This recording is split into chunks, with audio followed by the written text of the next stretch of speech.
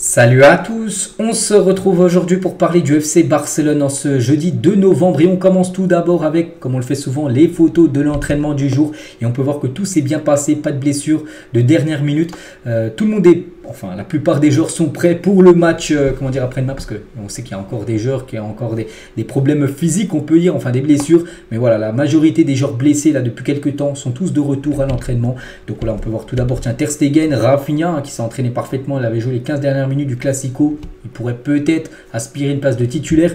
Samedi soir contre la Real Sociedad, Inigo Martinez, Araujo, Robert Lewandowski, donc lui aussi il avait joué le dernier quart d'heure lors du dernier match, il devrait certainement dans le groupe et peut-être même commencer titulaire.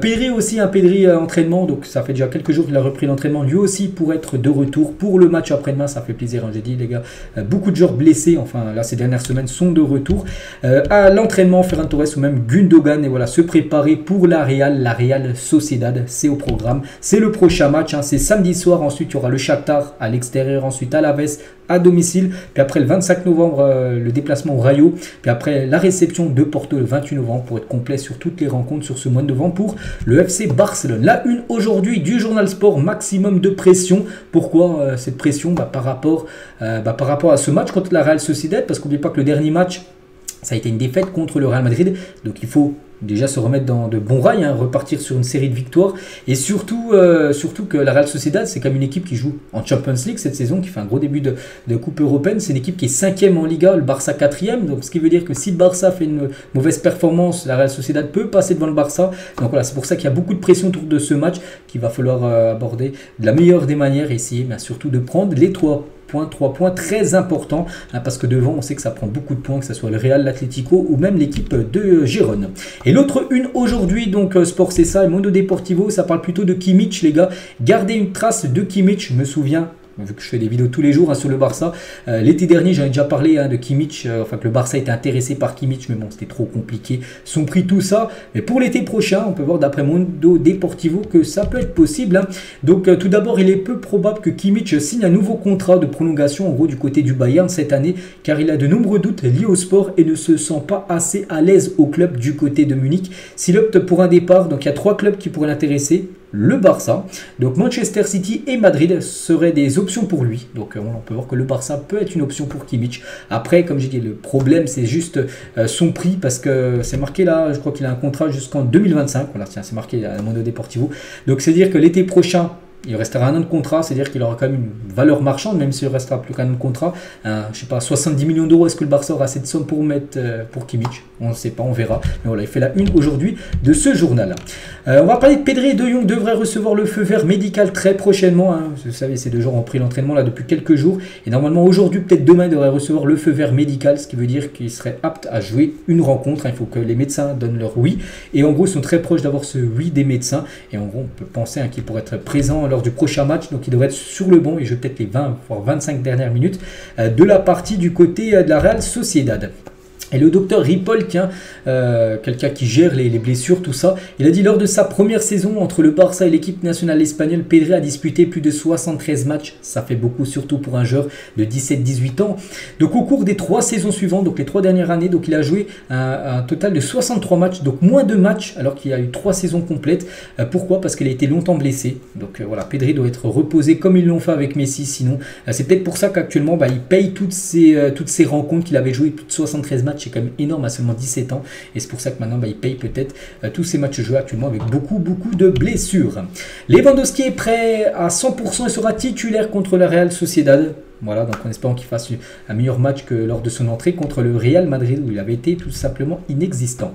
J'avais des doutes sur le poste de défenseur central pour le match contre la Real Sociedad. Koundé est de retour, tandis qu'Araujo, Christensen et Inigo Martinez sont en forme. C'est qu'actuellement, tout le monde est de retour, hein, parce que Koundé aussi il est très proche du retour, et Araujo, Christensen et Inigo ne sont pas blessés. Donc il va jouer avec 4 défenseurs, surtout 2 décès, donc il va devoir trancher. Parmi ces 4 là, 2 joueront. Donc je pense que pour moi ça sera Araujo et Jules Koundé, s'il est apte à 100%. 100%, ça sera pour moi cette charnière-là qui est pour moi la meilleure. Hein. Après, Christensen et Nigo seront des plans B ou plan C, tout simplement.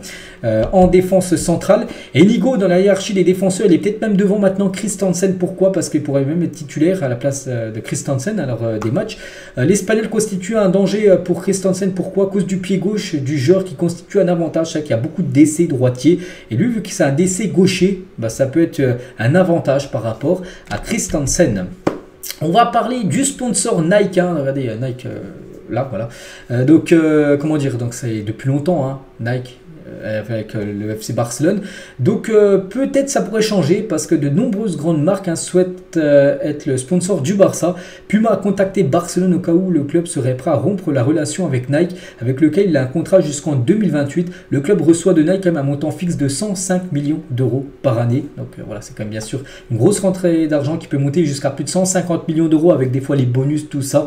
Des fois Nike paye encore plus. Donc Barcelone est prêt à écouter les marques qui souhaitent collaborer avec le club. Donc voilà, si je sais pas, je prends au pif, un Puma, les gars, propose plus d'argent, ben, le Barça serait peut-être OK à changer d'équipementier. Donc, pour vous, c'est quoi le mieux? Tiens, il y a Nike, il y a Adidas, il y a Puma. Hein, voilà, ou un autre. Hein.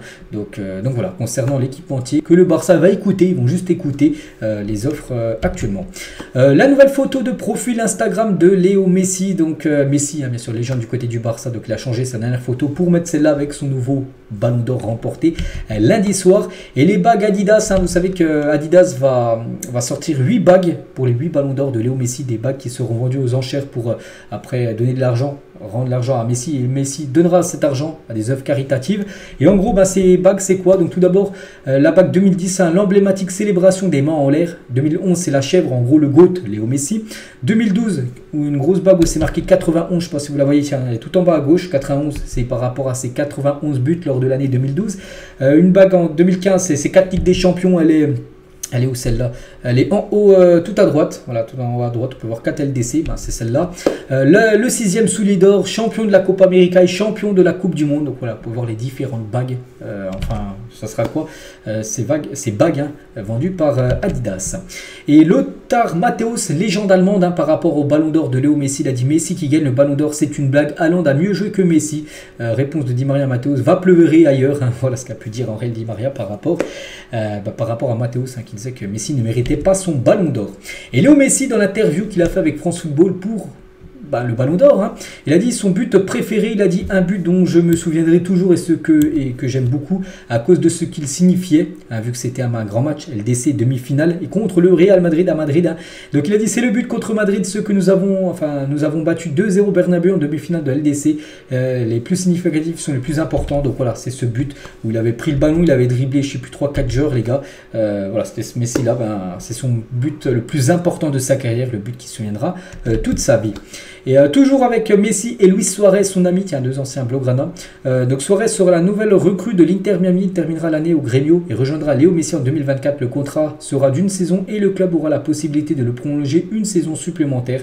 Donc voilà, Luis Suarez devrait, comme beaucoup d'anciens Blaugrana, aller du côté de l'Inter Miami lors de la prochaine trêve de mercato, on peut dire. Hein. Et toujours avec Messi, bien que Messi n'ait pas rencontré Juan Laporta, il l'a dit hein, voilà, lors des réseaux sociaux, donc il ne l'a pas rencontré lors de la cérémonie, hein, je vous parle lundi soir. Il entretient une relation étroite avec Barcelone, le club est dans son cœur. Avec Laporta, la relation est froide. Nous verrons si un jour cette distance sera réduite. Donc voilà, avec Laporta, c'est un peu compliqué, mais bien sûr avec le Barça. C'est une histoire d'amour entre Léo Messi et le club espagnol. Et toujours tiens avec Messi et Lamine Yamal. Lamine Yamal, la pépite, tiens, on peut le voir avec le bas de Tottenham, hein, Lamine Yamal là. Donc une photo il y a quelques années hein, du côté de la Masia. Et en parlant de Lamine Yamal, donc Lamine Yamal est le meilleur dribbleur des moins de 23 ans du top 5 européen cette saison. Donc il devance tous ces joueurs, Kubo, Saka, Kvaratskhelia, Martinelli. Voilà, tous ces joueurs sont tout simplement... ils sont devancés par Lamine Yamal en termes de dribble réussi parce qu'actuellement c'est lui le meilleur. Et on finit cet épisode avec tous ces grands attaquants qui ont passé du côté du Barça. Le Barça a eu des attaquants de haut niveau c'est au fil des ans, comme Lewandowski, comme Kun Agüero, comme Luis Suarez ou même Zlatan Ibrahimovic. Et peut-être celui qui est resté peut-être le moins longtemps, il est resté ça le moins longtemps, et peut-être celui qui a été le plus apprécié par les fans, c'est lui. Ce n'est là que pour, enfin, il était là que pour une courte période, mais tous les fans de Barcelone l'adorent bien sûr. C'est Kun Agüero qui avait quitté City libre, il est arrivé aussi libre pour arriver du côté du Barça. Le problème c'est qu'il n'a pas pu jouer longtemps à cause des problèmes de cœur, tout ça. Du coup, il avait annoncé la fin de sa carrière, et c'est vrai que c'est peut-être le plus préféré de ces quatre-là qui ont évolué du côté du Barça. Kun Agüero, on finit avec lui dans cet épisode aujourd'hui. Donc voilà ce qu'il y a à dire aujourd'hui. J'espère que ça vous a plu. On se retrouve demain. Demain on est vendredi. Demain sera la veille du match contre la Real Sociedad prévu samedi soir. Je vous laisse. Je vous souhaite une bonne journée et à demain.